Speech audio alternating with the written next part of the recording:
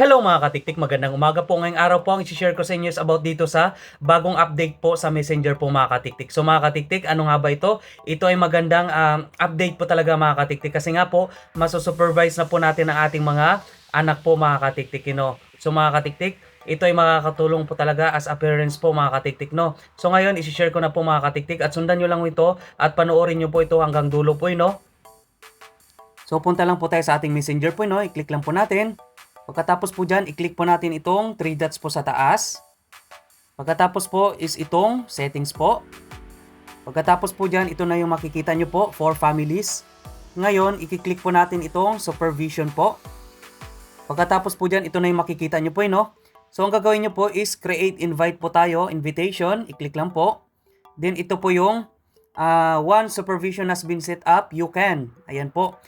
Bali, ito yung mga makukuha nyo po once na nag-turn on na po kayo or in-invite nyo na po inyong mga anak po. No?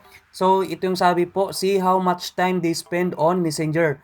So, ibig sabihin po, malalaman nyo po kung ilang oras po or gaano po katagal ginamit po ng anak nyo yung Messenger po. No? Kung ilang oras ang ginugol niya po mga katiktik. So, sa pangalawa po, see their contacts and some account settings. So, mga katiktik, yung mga contacts po, kung sino po yung mga friends niya, yung mga contacts niya po, mga gumagamit po ng cellphone number po mga katiktik, is makikita nyo po rito. So, makikita mo rin mga katiktik. No? So, pangatlo po, get notification about their activities such as they can get a new account. So, halimbawa, new contacts po. So, ibig sabihin po mga katiktik, kapag may mga bagong nag-friend sa kanya or panibagong nag-add friend po sa kanya mga katiktik is malalaman nyo po yun, no? At manonotify din po kayo sa aktibidad na mga ginagawa niya po mga katiktik. So, ito naman mga katiktik, ang sabi po dyan, there are limits to what you can do as a parent. So, mga katiktik, ito naman po ay hindi mo po magagawa sa kanyang account po mga katiktik, no? So, ang sabi dito, you won't be able to see who they chat with order messages. So mga katiktik, ibig sabihin po niyan, may privacy din po yung anak mo po na hindi nyo po mababasa yung mga nagme-message sa kanya. Okay, no?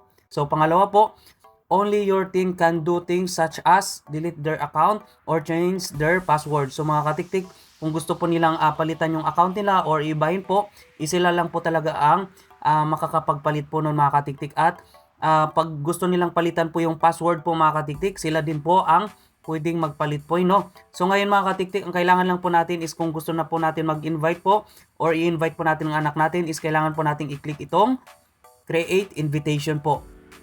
So ngayon mga katiktik, so may link naman na gagaya nito po mga katiktik, pero pwede naman po natin itong send invitation, okay? Ayan, i-click lang po natin. Ayan. So mga katiktik, mag-ano lang po tayo dito. Pwede natin siyang through Messenger po. So halimbawa, Messenger, i-click ko dito Messenger po mga katiktik, no? Okay? Pagkatapos dyan, halimbawa, yung sa akin na lang po, example lang to, halimbawa, sa anak ko. Halimbawa lang. Isisend ko mismo sa sarili ko muna mga katiktik kasi nga po, wala pa namang Messenger yung anak ko po. Ayan, send. Ayan. So ngayon mga katiktik, puntahan naman natin yung message po natin.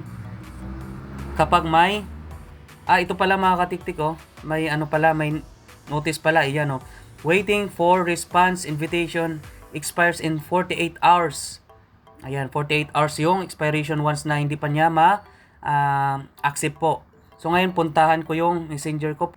So halimbawa nasa Messenger na po ng anak niyo po mga katiktik yung sinend niyo po, tapos i-click niya lang po ito mga katiktik, no? So tapos i-accept nyo lang po mga katiktik para gumana na po yung supervision na setup po mga katiktik.